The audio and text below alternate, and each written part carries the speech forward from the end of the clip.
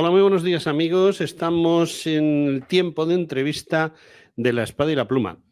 Y hoy tenemos con nosotros a un autor que yo pienso excepcional porque defiende a capa y espada lo que dice, aunque no le importa la polémica, y que además tiene pluma fácil y también al ser la pluma fácil, pues es fácil leerlo.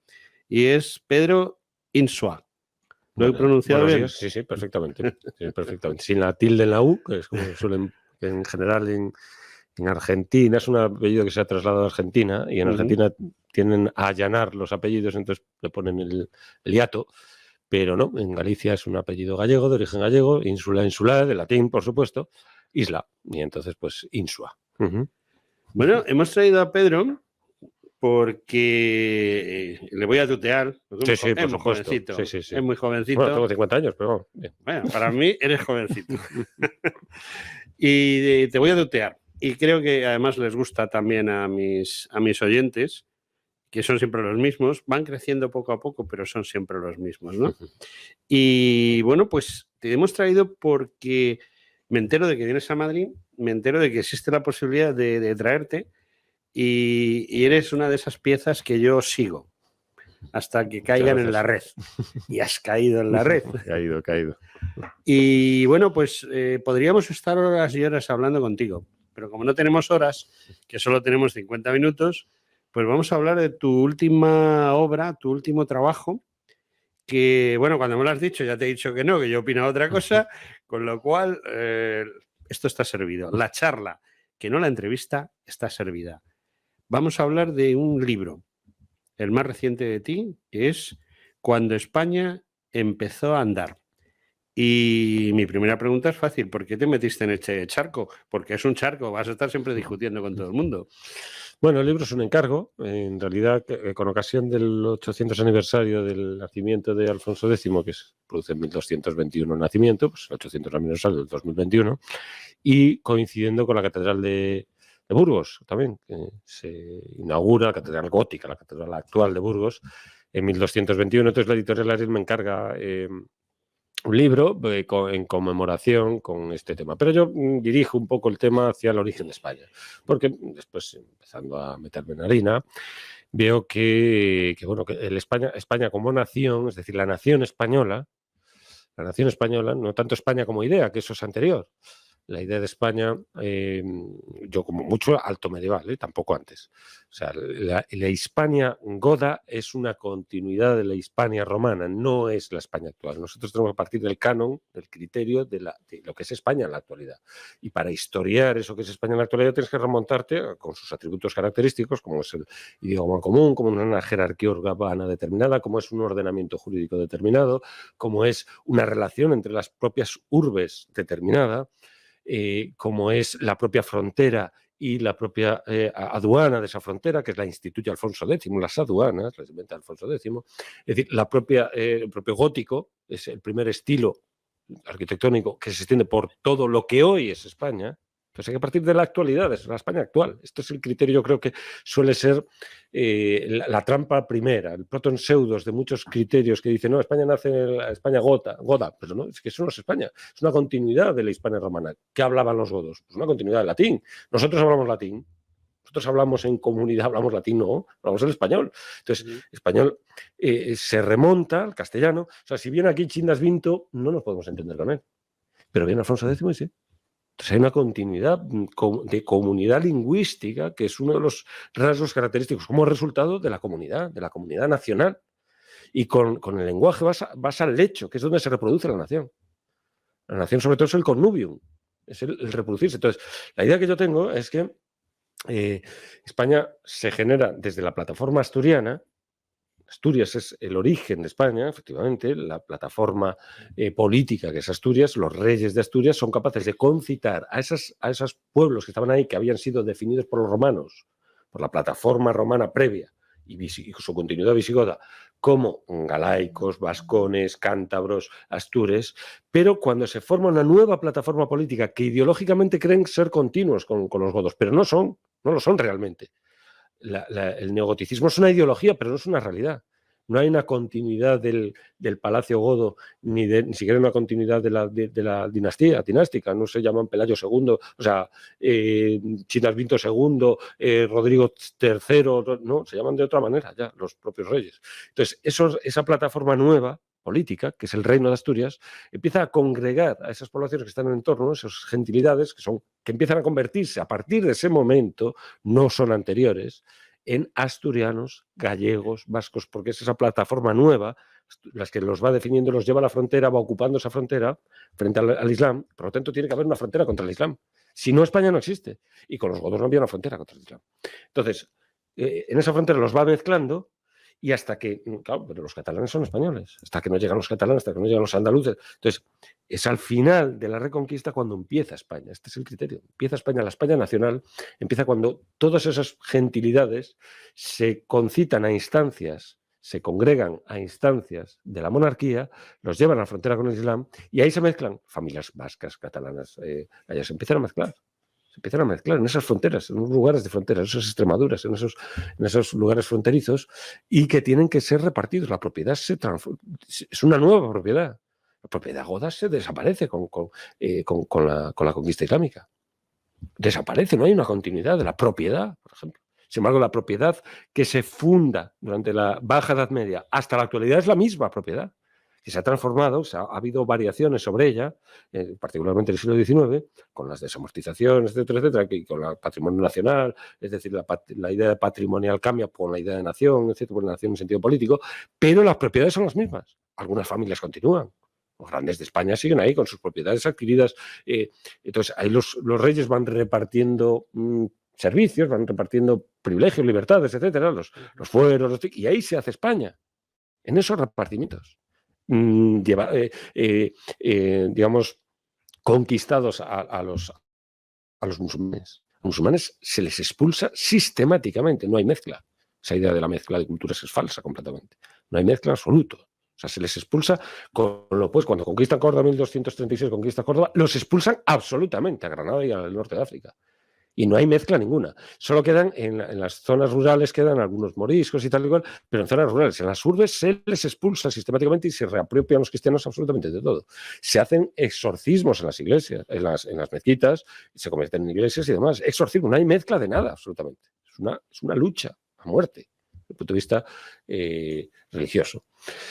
Entonces, y ahí surge España. No se puede hablar de España anteriormente. La España isidoriana, la España que elogia San Isidoro encomiásticamente en el Laudus Hispaniae, no es la España nuestra, es la Hispania romana, es una continuidad de la Hispania romana, está elogiando pues una geografía, un determinado paisaje, todo lo que sea, pero no es esto, yo qué sé, Séneca no es un español, pero es que Chinasvinto tampoco, Recesvinto tampoco, Rodrigo tampoco, no son españoles. Eso porque no hay la gentilidad española, no está formada aún. Los españoles no forman todo eso que acabo de decir. Entonces, hasta que no se da ese proceso, no se puede hablar de España. Entonces, España como nación, como gens, como grupo nacional, canónico, que además no solamente eso ocurre con España, es que Francia ocurre lo mismo, la Francia capeta. Porque antes tampoco se puede hablar de franceses. Los galos no son franceses, los propios carolingios no son franceses exactamente. Francia capeta tiene una morfología determinada y surge hasta que no absorbe a la Provenza, hasta que no absorbe a la Francia borgoñona, pues no se puede hablar de Francia tampoco, la Francia actual.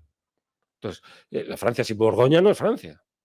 Entonces, y esto pasa con Italia, con Alemania, etcétera. Lo que pasa es que como gens, como grupos nacionales, ya los concilios eclesiásticos del siglo XIV ya están consolidados, el siglo XV sobre todo, ya está consolidado. En el Concilio de Constanza se nombran las 5 naciones europeas, naciones europeas.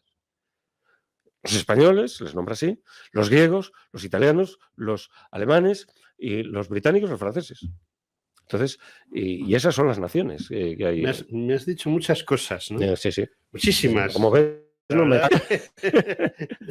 lanzas y eres una ametralladora, ¿no? Sí. Pero a mí me surgen muchas dudas. Por ejemplo, cuando hablas de esa lucha a muerte con los musulmanes, pero bueno, yo desde mi punto de vista, como persona que ha estudiado no tan profundamente como otros, pero sí lo que se llama la invasión musulmana. Y vinieron los sirios y los árabes, ni sirios, ni árabes, ni gaitas. O sea, el 90% o más de las personas que vinieron desde el norte de África venían desde el norte de África. Sí, bereberes, y es cierto, ciertas élites que podrían ser de origen sirio, básicamente, más que arábigo, pues prácticamente esos musulmanes que toman la península pues no son importantes en cuanto a cantidad. Y cuando toman la península, lo que sucede es que ese gran sustrato de quizá 5 o 6 millones de hispanorromanos que había en ese momento en la península, pues la mayoría se integran en el Islam porque primero son sojuzgados muchos, otros se integran directamente. Al final todos se integran porque les es más cómodo ser musulmanes que otra cosa, ¿no? Y excepto aquellos que se van al norte y se atrincheran en determinados lugares, pues el origen al final es el mismo. O sea, los tipos que se fueron a Asturias o que se fueron a Galicia o que se fueron a los Pirineos, en el fondo son descendientes de la mezcla de una gran mayoría hispano-romana, una pequeña minoría gótica. Eso me induce a pensar en una cierta continuidad, aunque tú dices que no existe, pero una cierta continuidad entre el ciudadano romano, el ciudadano visigótico y una reconversión a una nueva situación, porque realmente todos están ahí, todos proceden del mismo sitio, porque yo personalmente, excepto en Andalucía, Murcia y poco más, no se nota ese origen magrebí de la mayoría de los españoles. O sea, si nos vamos hacia el norte, no. Y además viene más gente, porque vienen franceses, muchos, vienen gente de Francia, viene gente de Centro Europa, con la que se va repoblando. Además, tú lo sabes bien, que si te pones a mirar los términos municipales, normalmente los términos municipales de la Reconquista son alargados de norte a sur, y la capital de ese término municipal, la ciudad, está siempre en el mismo sitio, equidistante, y en la misma posición, porque es, como tú bien has dicho, de frontera. Pero yo entiendo que centrar en el siglo XIII no sería más fácil, o bueno, es mi opinión, decir que España se va formando desde el XIII hasta el XV, porque hay zonas como puede ser lo que todavía no se ha conquistado, o la propia parte de Aragón, o las Islas Baleares, o las propias Canarias todavía, no se pueden incluir, serían tierras nuevas o... Bueno, no sé se conquistan en el siglo XIII, por parte de Jaime I. Pero podríamos decir, el siglo XIII es la primera piedra de una Sí, ese es el criterio. Vamos a ver, aquí hay dos criterios. Es decir, si nosotros entendemos que partimos de la nación actual, insisto en esto porque es la clave del asunto. Partimos de la nación actual. Entonces, Alfonso X y Fernando III, en el testamento de Fernando III, Alfonso X, le dije, ya está todo. El señorío de Rodrigo ya está conquistado. Está conquistado. O sea, ya uno avasallado, que es Granada, y otro conquerido, que es el resto. Entonces, pero ahora hay que seguir. Entonces, a partir de ese momento final que se toma el señorío de Rodrigo, siguen adelante y siguen lo que llaman el fecho del Allende. Y ahí es donde surge España propiamente dicho, la España, digamos, de la que somos heredera, que es la España imperial en buena medida, surge en ese momento, cuando se desborda ese ámbito peninsular, es decir, cuando se desborda la Hispania visigoda y se desborda hacia el norte de África. Entonces, es ahí cuando surge el empuje instigado por una idea de imperio que tiene Alfonso, que va heredando, el imperio hispano, el imperio legionensis, etcétera, etcétera. Y entonces Fernando se acuerda del imperio y dice, no es el momento, pero Alfonso dice que sí, es el momento. Tiene que llevar el imperio romano para justificar la conquista del norte de África. No le vale el señorío de Rodrigo. Bueno, porque es que el norte de África era una provincia romana. Claro, pero no era el señorío de Rodrigo. Si lo que justificaba la conquista cristiana era la usurpación, devolverle la pelota al Islam, porque habían usurpado el señorío de Rodrigo, el señorío de Rodrigo llega hasta Tarifa. Entonces ya no se puede ir más allá. Desde el punto de vista de la justificación del señorío de Rodrigo, hay que acudir a otra justificación. ¿A cuál acude Alfonso X? A imperio. Entonces busca el imperio, el fecho del imperio en el Sacro Imperio Romano Germánico y llevarlo al sur. Esta es la política, la geopolítica de Alfonso X. ¿Qué es la geopolítica? Las líneas de fuerza, digamos, que articulan la geopolítica de España hasta la actualidad. Entonces ahí tenemos otra novedad y hasta que no llegan hasta el final, esta tarifa no aparece esa novedad. Y eso solo llega en ese momento, no llega ni antes ni después, solo puede llegar en ese momento, que es cuando llegan al final. Entonces hay ese bloque y además hay que repoblarlo. La repoblación de todo lo que es la Castilla Novísima, lo que es Andalucía, lo que es Sevilla particularmente, sobre todo la repoblación de Sevilla, es espectacular.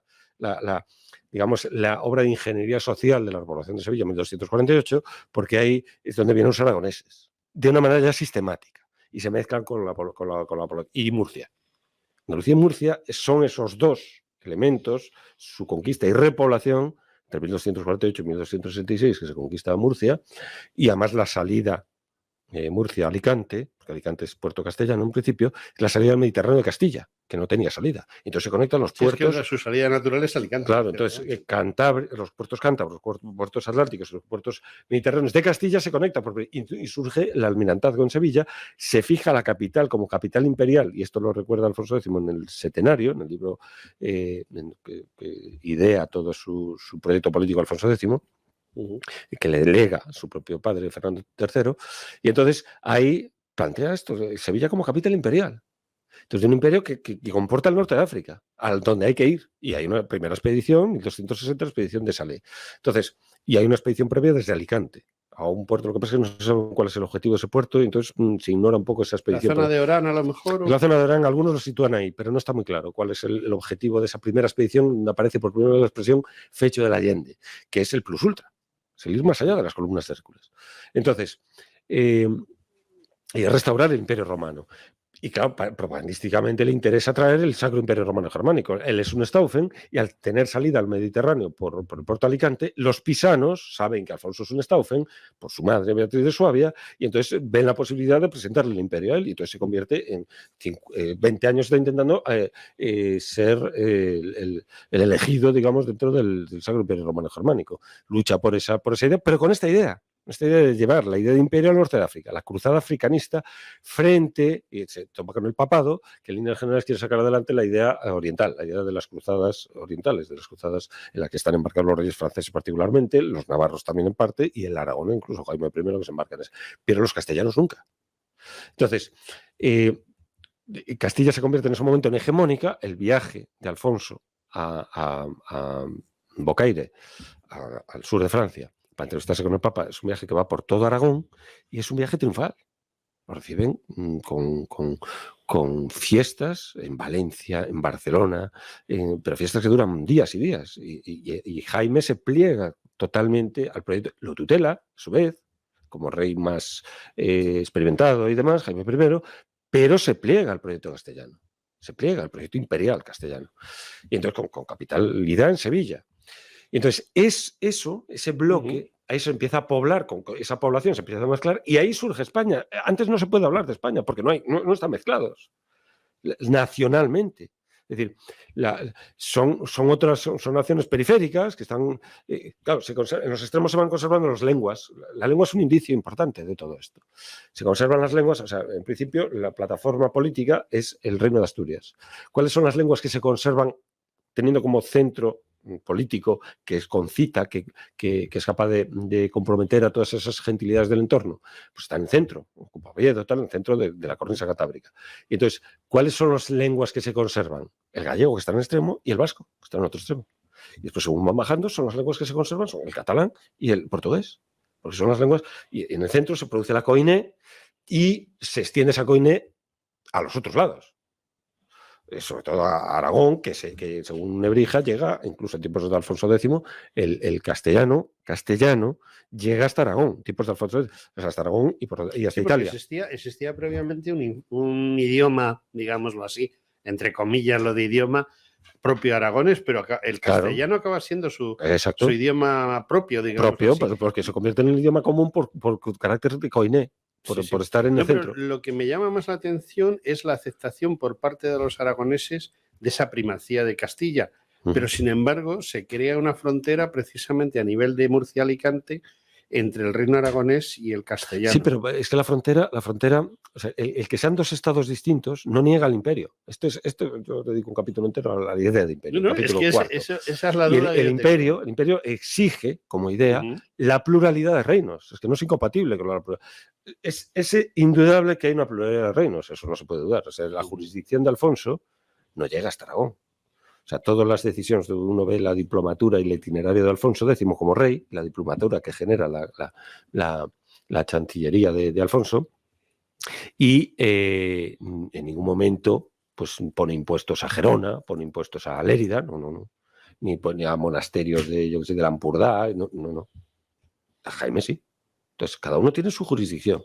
Pero aquí el tema es el imperio. Es decir, el tema es que el proyecto de arrebatar las tierras al Islam, que habían sido arrebatadas previamente al cristianismo por parte del Islam, y continuar, es un proyecto castellano en el que se ven involucrados los aragoneses, se van viendo involucrados los aragoneses, y esto es en Italia totalmente. Italia es un partido castellanista, el partido a favor de Alfonso, pero como ese no triunfa, termina triunfando el aragonés, y que después termina triunfando el castellano en 1503 con el Gran Capitán. Es decir, después de 1282, las vísperas sicilianas, que Aragón, Pedro III, pone el pie en Sicilia, pero es bajo instancias castellanas inspiradas previamente por el partido castellanista. No, quizá el que le han cortado seguir hacia el sur le obliga a meterse en el Mediterráneo, ¿no? Claro, por supuesto. O sea, hay un reparto. Bueno, tú puedes bajar hasta aquí y ahora vete para allá. Sí. Controla el mar. Los tratados entre Castilla y Aragón terminan proyectando a Aragón hacia el Mediterráneo, naturalmente. Pero el primer paso sobre Italia lo da Castilla. A Castilla primero, y Aragón después viene detrás. Entonces, ahí ya se produce una coordinación, que es lo que significa imperio. Es una coordinación de reinos. Imperio no es una fusión de reinos. Esta es la confusión absoluta y total que tienen historiadores, que el imperio es como si fuera un estado, un macroestado. No. El imperio es esto. Se parece más a un estado federal que... En parte, pero eso despista mucho también. Es decir, porque el estado federal no hay una primacía, aquí una hegemonía de uno de los reinos sobre los demás en función de un proyecto común que arrastra a los demás. Entonces, la confusión generalizada entre los historiadores es pretender que el imperio es un macroestado, un estado... No. Imperio es la negación en parte del estado. Porque el estado se define por una frontera. El estado es una frontera, una demarcación. El imperio precisamente lo que significa es superar esa frontera, ir más allá de esa frontera. ¿En función de qué? Esto es la cosa. ¿En función de qué ideas? Aquí es el apostolado cristiano. Vamos a ver. La idea de imperio asociada a los Estados Unidos, la hegemonía, soberanía de Estados Unidos en Alabama, eso no es ningún problema, porque es el Estado. Porque está ahí, la soberanía es una parte del Estado, ¿no? El tema de Estados Unidos, lo problemático de Estados Unidos como Estado, es que desborda esas fronteras y tiene un ejército, una flota, sexta flota en el Mediterráneo. ¿Qué coño pinta ahí una sexta flota si ese territorio no es suyo? Pues la defensa de la democracia, se supone. Pues esto es igual. Sí, se supone. Entonces, esto es igual, pues la defensa del cristianismo. Entonces, ¿qué pinta más allá de la restauración del señorío de Rodrigo? Ya estaba hecha. ¿Qué pinta España en el norte de África? Esos proyectos constantes. Bueno, siempre se podría justificar con eso que hemos dicho antes, con la provincia mauritana. No, pero pertenece al Imperio Romano. Eso, de nuevo está el Imperio Romano detrás. Es el imperio, también podría no es el Estado. la introducción en la Galia, de decir, pues la Galia también es nuestra, ¿no? No, y de hecho lo hacen. En el siglo XV, Alfonso de Cartagena y Nebrija utilizan lo de la Mauritania Tingitania como una prolongación del reino godo. Y eso les da para Canarias, incluso las alegaciones que escribe Nebrija para justificar la conquista de Canarias, les da para eso. Pero cuando llega la Antilla y ya la Mauritania Tingitania, la Antilla es un poquito forzado. Pensar que hay una serie de problemas en lo que tú cuentas, que para mí son muy importantes. Yo siempre he considerado que España es la península ibérica. Y me duele muchísimo que eso se perdiese, que una parte tan importante, para mí importante, yo soy un enamorado de Portugal, yo soy muy castellano y muy aragonés porque de los dos lados procedo, pero hay otra pata del banco que es Portugal, que sí era Imperio Romano, que sí fue Estado gótico, y que inexplicablemente o no se ha sabido hacer o se ha olvidado? ¿Por qué no está en ese proyecto de Alfonso? Bueno, pues esto fue principalmente por intereses del papado, básicamente, y Francia. La Iglesia siempre nos está Sí, haciendo la puñeta, hombre, ¿no? claro, el poder civil se enfrenta al poder eclesiástico, mejor dicho, el poder eclesiástico al poder civil. Entonces la división, pero esto no solamente sucede con España, la división de los estados alemanes y los estados italianos es el papado, que intenta arbitrar, entonces no le interesa un poder civil potente. Y con España quiso hacer lo mismo, y le paró los pies la madre de Fernando III, que es la gran factotum de todo esto, que fue la primera que vio lo de Europa, lo del fecho del imperio, que es Berenguela, la madre de Fernando III, la abuela de Alfonso X. Entonces, esta mujer es la que intenta frenar los pies al Papa. El papado fue con la política de anulación de matrimonios, arbitró completamente la. Entonces, en el caso de Portugal, pues tras la muerte de Alfonso VI, pues ahí se produce la división, con 2 hijas solo, se casa con Raimundo de Borgoña y con Ramiro, ¿no? Ramiro, no con Alfonso, con Enrique de Borgoña y con Raimundo de Borgoña, casa con esos condes y se extranjeriza, digamos, Portugal respecto del proyecto castellano, y ahí se produce una división política. Entonces, pues Alfonso Enríquez, que es el hijo de uno de el hijo de Enrique de Borgoña, pues se convierte en rey de Portugal. Entonces, se produce una gemación, digamos, respecto de lo que era la línea galaico-portuguesa, se produce una especie de gemación ahí que persiste, y ya está, por interés del papado y por interés de Francia, básicamente. Hemos hablado siglo XIII a siglo XV para la verdadera constitución de España, y precisamente en ese siglo XV quizá los reyes católicos, con esos matrimonios que hicieron por toda Europa, y alguno que no funcionó o que no se llegó a hacer, como por ejemplo Portugal o incluso la propia Navarra, que no pudieron meterle en ese momento el diente, pero se lo metieron después. Es ese quizá el momento más crucial de esa construcción de España, cuando con Carlos I de España, España es España.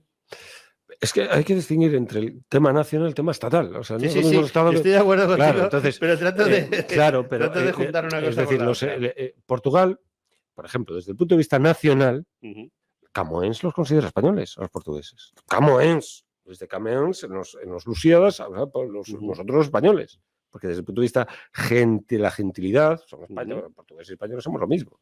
Entonces, aquí el tema es desde el punto de vista del Estado. Entonces, ahí se van formando, digamos, distintas unidades políticas, de corte político, con su Portugal, los algarbes.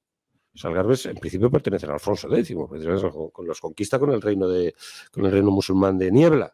Y después allí, con acuerdos con Dionís y tal y cual, con su nieto Dionís, pues hay unos acuerdos y terminan fragmentándose y terminan perteneciendo a Portugal. Portugal después, en 1580, pues es absorbido por España, por el imperio de Felipe II. Sí, además, eso hace que Portugal, precisamente, llega un momento que llega al mar, no tiene nada más que conquistar y se nos adelanta en la Mauritania. Claro, por supuesto, a Ceuta, conquista Ceuta. Y después la carrera africana la gana Portugal y después cierra el paso a Castilla en 1479 con el Tratado de Alcasovas. Lo cual está muy bien porque nos ayuda a meternos en América. Claro, entonces ese cierre de la carrera africana hace que se plantee como algo posible, gracias a las matemáticas de Eratóstenes, pues la posibilidad de ir hacia el occidente para volver por el oriente, porque Portugal había cerrado el paso. Entonces, el descubrimiento de América en buena medida es un producto, primero, del cierre de 1453 de la vía asiática, de la vía comercial apostólica asiática por parte de la toma de los turcos de Constantinopla, y después el cierre portugués en 1479 con el Tratado de Alcasovas. Entonces solo queda una vía, que es la occidental, para ir por el otro lado. Y entonces y América es un producto, es un desarrollo de ese fecho del Allende africanista. O sea, América es un producto del desarrollo de África. América es un producto de la salida que se encontró ante la imposibilidad de ir directamente hacia África, pues ir por otro lado hacia África. En realidad el mar de la India, tal, el Índico, no sé qué, pero se topan el viaje de Magallanes pues con un océano entero ahí que no contaban, que es el Pacífico.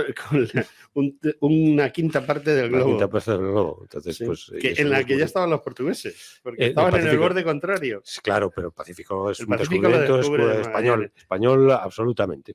Sí, pero yo te quería consultar una cosa que yo no sé si tú la tratas en tu libro porque no he tenido la oportunidad de leerlo. Espero leerlo. Es curioso, pero en el siglo XV hay dos potencias mundiales. El resto no existen. Sí, se reparten el mundo con todo. Las dos potencias mundiales tienen su sede en la península ibérica. Sí. No, ahí, bueno, cuando O sea, se produce el recorrido de España y de Portugal es muy similar. Es decir, pasan de estar subyugados por el Islam a ser los dueños del mundo. Sí. Yo tengo otro libro, que es el anterior a este, que se llama El orbe a sus pies, que es sobre la expedición Magallanes Elcano, y entonces pues ahí hablo de esto precisamente, es decir, el reparto hemisférico del globo, del orbe recién descubierto una de las partes, que es América. De Tordesillas y estos tratados, ¿no? Por supuesto. En 1494 se produce el Tratado de Tordesillas, en que se divide la semiesfera, se divide la esfera en dos partes. El Tratado de Tordesillas es la salida frente al Tratado de Casabas, la salida española. Bueno, primero las bulas alejandrinas. El Papa pues aparte el mundo en dos. El rey de Francia protesta, como es sabido, ¿no? Que donde está el testamento de Adán. Pero bueno, ahí no tenía capacidad, digamos, en la protesta pues era retórica. ¿Dónde está el testamento de Adán, no? Que dijo Luis VIII. ¿Dónde está el testamento de Adán para que el Papa Alejandro VI, de origen hispano, reparta el mundo? Alejandro VI, que tenía un rey. Porque sí, era claro, papa, pero Borja, tenía que obedecer a su rey, ¿no? Bueno, pero ahí hay unos sus más y sus menos, sus tiras y aflojas, y a con Portugal se le concede, porque el Tratado de Tordesillas es una concesión al rey portugués frente a las bulas alejandrinas, ¿no? Entonces, Colón llega, ¿con qué títulos llega allí? ¿Con qué títulos de propiedad? Pues se inventan, cuando llega en 1493, pues en marzo de 1493, las 3 bulas alejandrinas. Entonces, pero eso no es suficiente. Entonces, Portugal protesta y se produce el Tratado de Tordesillas, que dura hasta el siglo XVIII, en 1494. Y perdona que te interrumpa, pero el Tratado de Tordesillas tiene un agujero negro tremendo, que es ¿dónde está la línea contraria? La línea contraria. El Tratado de Zaragoza en 1529 se produce para determinar el antimeridiano llamado esa línea contraria, que es el antimeridiano. El antimeridiano, que es un fenómeno que surge cuando llega Magallanes Elcano. Efectivamente, eso es lo que te iba a preguntar. Si no aparece ese fenómeno. Es Solís el primero que habla del antimeridiano. Solís, que buscaba el estrecho. Solís, que muere en la salida del Mar de la Plata, se lo comen los indígenas, pero Solís, en el primer documento que aparece el antimeridiano, es decir, hay que determinar el otro lado, ¿sabes? Es una semiesfera, hay que un meridiano de Tordesillas, la raya de Tordesillas, pero el otro lado, el antimeridiano, hay que determinarlo. Y el primero que aparece es Solís, antes de llegar al Pacífico. Cuando llega Magallanes y Elcano, y el triunfo de la expedición de Magallanes Elcano se produce por Elcano, que es el que consigue. Sí, porque Magallanes muere de una manera totalmente tonta. Sí, absurda. Y entonces, pues ahí se produce el antimeridiano. Entonces se produce una reunión de cosmógrafos en 1526, la reunión que está Elcano, se produce en la reunión de Elbas-Badajoz, entre Portugal y España. No sabía yo que eso había sucedido. En 1526, tras el regreso en 1522 de la expedición Magallanes Elcano, pues se disputan ese meridiano que hay que determinar. A ver dónde está, porque todo el mundo lo quiere, ¿no? Claro, entonces, ¿qué incluye? Las islas de las especias, claro, era el problema, que era el objetivo fundamental. Si el Maluco, las Malucas, como queramos llamarlo, están dentro del meridiano del lado español o del lado portugués. Entonces, en 1526 se determina que está dentro del lado español. De una manera completamente especulativa, y ahí en esa reunión, 1526, el Elbas-Badajoz, del Tratado del Elbas-Badajoz, está Elcano, está Fernando Colón, el hijo de Cristóbal Colón, el hijo pequeño, que es cosmógrafo y además hace el patrón geográfico, el patrón cartográfico. Es una obra de España, es el primer patrón que se produce para hacer un mapa. Hacer mapas para hacer todo ese mismo patrón real. Y entonces ahí se determina que el antimeridiano pasa por determinado lugar y está incluido, a favor de España, las Molucas. Entonces, en 1529 se produce en 1525 se produce la expedición de la siguiente expedición, que muere Elcano, la expedición de Loaiza. Muere Elcano, surge Urdaneta, digamos, como figura importante y tal. Y en 1529, como podían ir hacia allí, los españoles podían atravesar el Pacífico hacia el oriente, pero no podían volver. Entonces están en una situación muy precaria. Entonces, como no pueden ser consistentes en la ruta pacífica, porque dependen de Portugal después, por el Tratado de Tordesillas. Cuando Urdaneta averigua la solución. Sí, eso mucho, pero mucho más tarde. Mucho más tarde, ¿no? Entonces ahí, como no pueden, pues le venden las Molucas. Se supone que eran españolas, España le vende las Molucas a Portugal. En 1529 el tratado. Yo pensaba que había una guerra y que en esa guerra no la ganaban. Tratado de Zaragoza, 1529, y por las bodas también entre Carlos y Isabel de Portugal y tal, pues hay unos tratados y unas alianzas y tal. Cuando se casan ya no tiene por qué haber problema. Claro, no, pero sí los hay. La Sí, rivalidad, sé que los la hay. rivalidad sigue incluso cuando en 1580 Portugal se anexiona a España. O sea, España se anexiona a Portugal, sigue habiendo la rivalidad en el antimeridiano. O sea, la rivalidad nunca se mantiene siempre. Porque es una cuestión económica. Pues no, por supuesto, y geoestratégica y de todo tipo. Entonces, el Tratado de Zaragoza, España, que llega tarde, llega mal, llega en precario, pues le vende las Molucas a Portugal por 350.000 ducados, con la posibilidad de recuperar el dinero. Sí. O sea, de devolverle el dinero a Portugal, los 350.000 ducados, y volver a recuperar las Molucas, cosa que hará más adelante España. Entonces, el antimeridiano va a ser una cuestión geopolítica que determinará pues, el siglo entero. Hasta 1609, España no conquista las Molucas propiamente dicho, hasta 1609. Y después se las arrebatará, las Molucas se las arrebatará con toda esa zona Holanda, provincia rebelde. Es el gran problema. Cuando llegan Inglaterra y Holanda, pues aquello ya empieza a debilitarse mucho más. Y Holanda llega sobre la base de Portugal, que es el eslabón débil de España. Porque Portugal es España, en 580 hasta 1640. Entonces, Holanda, digamos, sobre la base portuguesa, va arrebatando, digamos, a Portugal, Mauricio, las Islas Mauricio, los holandeses le llaman Mauricio en español, para que los españoles, siempre un poco, el tema de los idiomas siempre tuvimos problemas, para que se enterasen de que Mauricio de Nassau, o sea, que aquello es holandés, se la ponen en nombre original en español, los holandeses, para que los españoles se enterasen. No, que estamos aquí ya, estamos aquí en el Índico del momento, pero que vamos para allá. Quizá el problema de la creación de España y de esa orientación imperial que tenemos, su gran tema fue la cantidad de españoles que había, ¿no? Sí, el problema demográfico siempre Francia siempre aventajó y Alemania siempre aventajaron, e Italia aventajaron el centro de Europa, aventajaron a España en ese aspecto y eso fue una debilidad, no cabe duda, durante mucho tiempo, sí. Pasa que, bueno, después también esa debilidad se ha convertido en cierto modo, como dicen ahora los del coaching y todo esto, ¿no?, en fortaleza. Es horroroso hablar así, pero bueno, en una fortaleza porque, claro, eso implicó que, por ejemplo, el número de gente que fue a América fue muy poca y, sin embargo, tuvieron capacidad de organizar aquello porque si se imponen por número, pues probablemente aquello hubiera sido otra cosa completamente diferente, pero como no tenían capacidad de imponerse por número, tuvieron que jugar con los indios unos con otros y tal y cual, y entonces eso generó un fenómeno que es puramente americano. Yo creía que era peninsular, pero es puramente americano, que es el mestizaje con los indígenas americanos. Eso es una cosa, fenómeno canario, hay algo en Canarias, con los guanches y tal, pero sobre todo un fenómeno americano. ¿Por qué pensabas que había un mestizaje? Bueno, por el número de población morisca, musulmana, en Andalucía ya era muy numeroso. Y yo pensaba, antes de meterme con este libro, que había que lo que procuró Fernando III había salido, que era un cierto mestizaje, había salido adelante y no. Se produce una rebelión morisca en 1264 que pone patas arriba el proyecto fernandino y eso se extingue totalmente. Alfonso tiene que poner una frontera, que es Jerez de la Frontera, Morón de la Frontera, Argos de la Frontera, y eso lo genera Alfonso. De nuevo, otra vez Alfonso X es el que... ¿Pero es un problema racial o es un problema religioso? Religioso. Ahí la raza es un asunto que es muy secundario. Yo entiendo que no hay un problema racial. No es un problema racial, es un problema religioso. Tan poco raciales que en cuanto te convertías, pues ya estaba. Si fuera un problema racial, por mucho que te convirtieras, daba igual, seguías siendo la misma raza. Si había un problema racial, entonces, por ejemplo, con los judíos. No, ahí cuando se habla de la raza, se habla de la raza de Satanás y tal y cual, y además el infiel renegado, o sea, el cismático, por ejemplo, los cátaros, casi es peor, hay una cruzada contra el catarismo. Y ahí no hay nada de raza.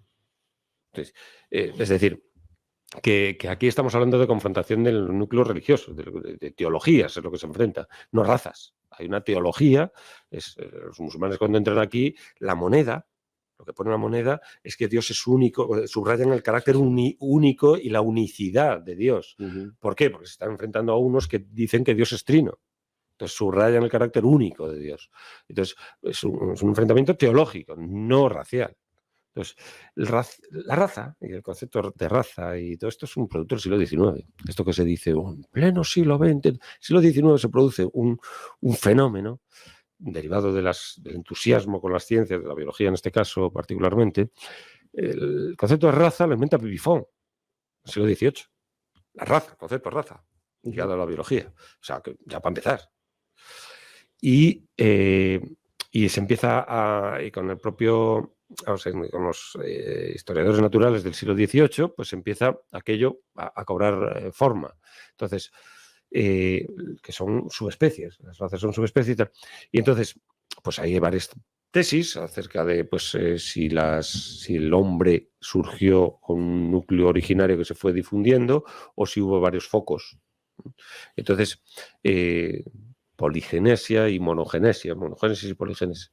Entonces, los que tienden a pensar varios orígenes entienden que hay distintos orígenes y por lo tanto hay distintas razas y la raza determina un espíritu determinado. O sea, la raza física, pues tiene componentes, influye en la constitución espiritual, por así decir. Entonces, por ejemplo,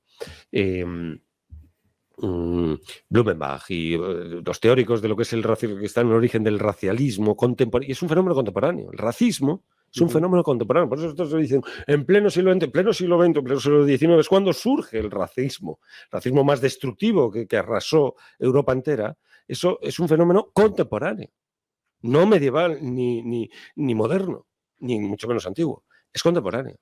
Entonces, esto de decir en pleno siglo XX, pues en pleno siglo XX tuvo la mayor destrucción, 60 millones de muertos, y en buena medida el origen de esos 60 millones de muertos era la idea si los dolicocéfalos eran superiores a los braquicéfalos.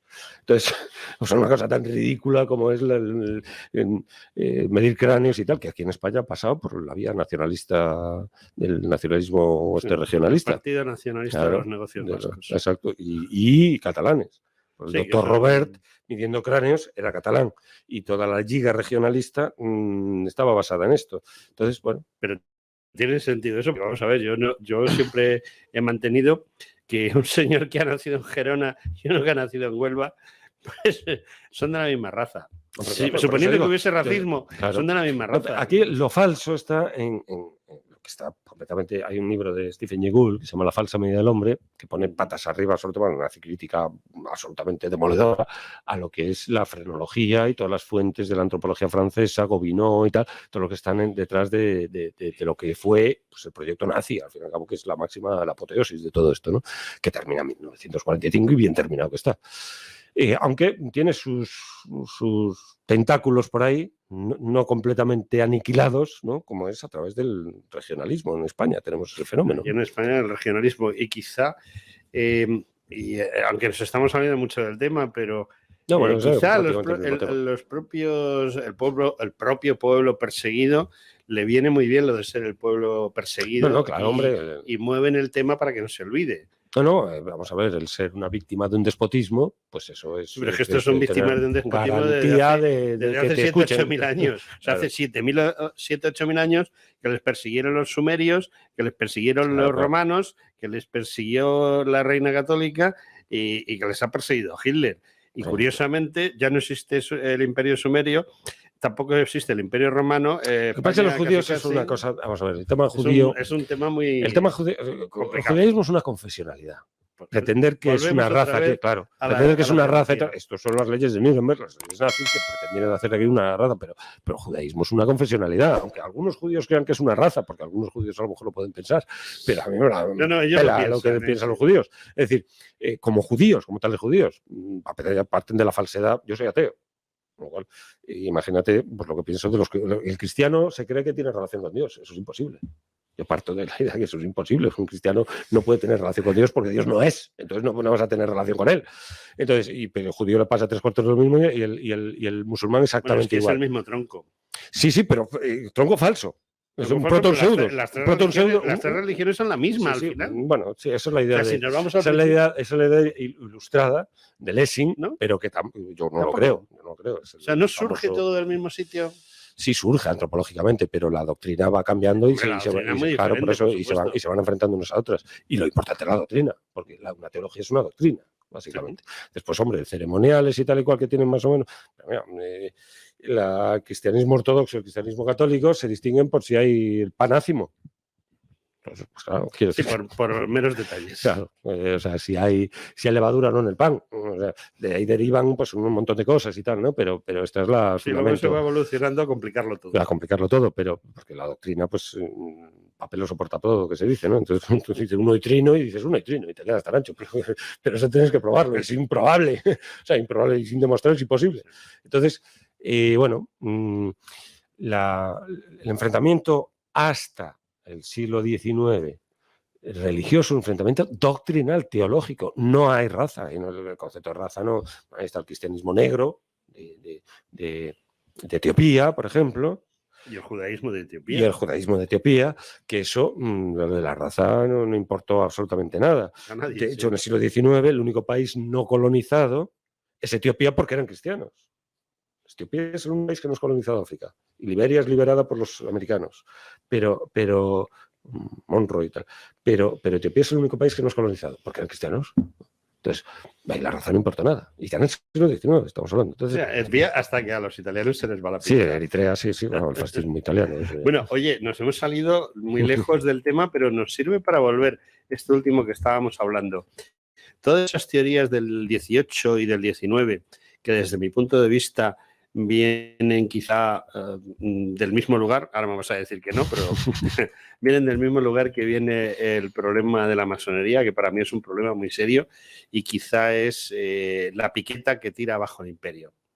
Yo creo que es excesivo. El tema de la masonería da pero es muy poca causa para tanto efecto. La masonería es es una institución más o menos clandestina, bueno, más o menos no, es clandestina, pero su acción no tiene, es decir, si un Estado con armamento, la masonería, ¿qué va a hacer? O sea, yo creo que es excesivo pensar que la masonería tiene una capacidad de acción, la Revolución Francesa inspirada por los masones, no, la Revolución Francesa, vamos a ver, aquí hay una cosa clara, y es que el antiguo régimen se hunde económicamente, que no prospera, que no funciona. Que no funciona, ni masonería ni leche, que no funciona el antiguo régimen. Vale, eso es el antiguo régimen francés, pero ¿y aquí? Aquí, exactamente. Aquí hay cierta prosperidad económica, eso es verdad. Es decir, cuando Humboldt escribe la situación de Nueva España, política de Nueva España, ¿cómo se llama? Bueno, el libro de Humboldt sobre Nueva España, sobre México, de lo que después se convirtió en México. Habla de una prosperidad y los reinos de Carlos IV son prósperos y tal y cual, pero aquí hay un problema político de primer orden, que es que la rivalidad entre Fernando y Carlos IV. O sea, Fernando VII... O sea, tú achacas la finalización del imperio precisamente a dos inútiles que tenían. Bueno, dos inútiles porque están en la cabeza de la corona, entonces, y que hay una rivalidad, y que tienen sus apoyos, naturalmente. Entonces, y las sospechas sobre Godoy, todas las suspicacias en torno a las desamortizaciones que introduce Godoy, que son refrenadas, está la Iglesia Católica también. Es decir, ahí ellos pueden ser todos los inútiles que se quiera, pero son los reyes de un príncipe de Asturias y un rey. Y entonces, nefasto, y que además, pues hay una situación internacional que determina absolutamente todo, como casi siempre. Al final, la política siempre es política internacional. Y está Napoleón. Y entonces, y Napoleón introduce aquí el Tratado de Fontainebleau en 1807, pues introduce las tropas aquí. Napoleón no quería líos con un ejército aquí metido. Y entonces, bueno, ahí se produce, por supuesto, después hay manera de narrar todo esto, pues probablemente se haya matizado y se haya... Pero aquí, pues bueno, hay una apuesta, digamos, geoestratégica de nuevo otra vez, que finalmente pues fracasa, por así decir. Y entonces se produce un precipitado, que es el que produce la invasión napoleónica. Es decir, Florida Blanca ya había proyectado, y Aranda ya habían proyectado la emancipación de las provincias de ultramar. Sí, convertirlas en una especie de autonomía, ¿no? Exacto, encabezado con cada uno pues un príncipe, un Borbón y tal. Algo parecido a lo que quisieron hacer los portugueses con Brasil. Lo que pasa es que los portugueses con Brasil también precipitados por la invasión napoleónica, Sí. porque la familia real portuguesa tiene que irse a Brasil. Sí, Y se va a Brasil y se forma como capital, un rey Río de Janeiro como capital de Portugal, cosa que en España no sucede en ningún momento. Eso creían, eso achacan a Godoy, que se iban a escapar los reyes y tal, y por eso todo el Tratado de Fontainebleau y demás. Tratado de Fontainebleau, Portugal se lo reparten. Y Godoy, los algarves para Godoy, precisamente. Entonces, los portugueses, o sea, los reyes portugueses, la familia real se va a Río de Janeiro. Entonces se forma la corte en Río de Janeiro. Nunca, el primer rey de España que oficialmente va a América, el primer rey de la historia, es Juan Carlos I. Entonces, claro, América estaba destinada, pues, desde el principio, era su fin, era emancipar a aquellos pueblos, porque España no dominaba, no sabía, había tutelado a aquellas naciones indígenas que tenían sus derechos como súbditos de la corona. Entonces, no había una imposición. Y la conversión al cristianismo era voluntaria, se supone. Entonces, se tutela. Sí, había cierto forzamiento y tal, pero no, se supone. No, pero luego cuando hay una... Montesinos, en 1511, Montesinos lo que acusa a la corona es de actuar como yihadistas. De actuar como coránicamente y no apostólicamente, porque el cristianismo se supone que el bautismo tiene que ser voluntario. Es voluntario. Y querido, además. Sí. O sea, voluntario y querido. Sí, bueno, no, pero hay una cosa muy curiosa, y es que precisamente cuando se produce la emancipación, los, digamos, naturales de América suelen estar en el bando real, mientras que son los criollos los que están en el bando independentista. Claro, no, eso se dice. Es un contrasentido, ¿no? Sí, y en cierto modo es verdad. Es decir, América la conquistan los indígenas y la emancipan los españoles. Es una cosa muy curiosa, ¿no? Bueno, Pedro, tenemos un gravísimo problema. Y no sé si has visto un reloj de arena ahí. No, yo es que vivo en lo eterno y no... Bueno, pues tengo ahí un reloj de arena. Y el reloj de arena, pues te va a cortar. Implacable. Total. O sea, te va a entrar como una guillotina. Pero antes de eso, te voy a sacar una promesa. Venga. Quiero que te comprometas a volver otro día, el que puedas, y hablemos del Océano Pacífico. Ah, muy bien. Hombre, porque creo que eres una persona que conoce muy bien ese tema. Es un tema que a mí me apasiona. Es un tema que me apasiona, la hispanidad me apasiona, y es curioso que, curiosamente, el Océano Pacífico, que fue totalmente el lago español... El lago español, le llamó así Spade, un historiador australiano, le llamó así. Curiosamente, el lago español, pues es curiosamente donde menos español hay, ¿no? Entonces hay gente como Héroes de Cavite, que tú conocerás bien. Sí, me entrevistaron varias veces, son amigos míos. Sí. Es gente que me está mirando la vara. Oye, no lleva a esa gente que hable de este tema. Llevaré a gente. Y entonces, ya que he encontrado a alguien para traerte, pues sería ideal una nueva charla entre tú y yo. Bueno, una charla en la que tú eres el que hablas y yo soy el que mete los deditos en los ojos. Muy bien, ¿vale? Me parece muy bien. Pues yo me comprometo, sí. Te comprometes. Emplazado. Emplazado, pues emplazado quedo. Y bueno, pues solo decirte una cosa, que te agradezco infinitamente que hayas venido, porque no siempre la persona que se sienta ahí, digamos que concita el deseo del público. Y en tu caso, el deseo del público es muy importante, porque pues todo lo que nosotros hagamos, si no sirve para la gente, no sirve para nada. No, desde luego. No, si del otro lado no hay nadie escuchando, pues esto es un onanismo, vamos a decirlo finamente. Y entonces, pues sí, efectivamente, pues muchas gracias a ese público, si eso es así, y yo emplazado quedo y encantado de estar aquí otra vez contigo. A mí ha sido un placer, por cierto. Bueno, pues que sepas que estás aquí porque lo han pedido, yo te he perseguido a muerte y al final te he sentado ahí. Y espero volver a verte. Bueno, pues encantado, y yo encantado. Pedro Insua, gracias por venir y hasta la próxima. Muy encantado. Muchas gracias.